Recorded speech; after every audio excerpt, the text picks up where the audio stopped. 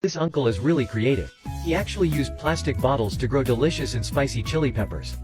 The cultivation is simple and doesn't take up much space. Next, he will share the method with everyone.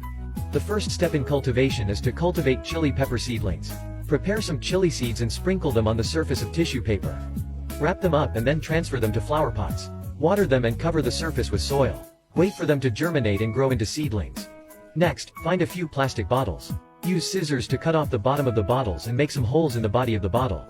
The holes serve two purposes: ensuring soil aeration and facilitating the use of thin ropes to tie knots at both ends, making it easier to hang them on a support. After about 20 days, seedlings will emerge. Carefully pull out the seedlings. Wrap the soil part with straw to prevent them from falling when hung upside down through the bottleneck. Then pour soil into the plastic bottles. Bury some decomposed vegetable leaves as fertilizer, cover the surface with soil, and water it to ensure sufficient moisture. Wait for the seedlings to grow strong. Around the 15th day, you can see that the seedlings have grown a lot and have sprouted flower buds. At this point, sprinkle some leftover rice on the surface as fertilizer and occasionally water it. After about 30 days, the plants will blossom and bear fruit.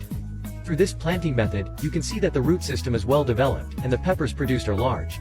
The most important thing is that they are clean, hygienic, and safe to eat. What do you all think?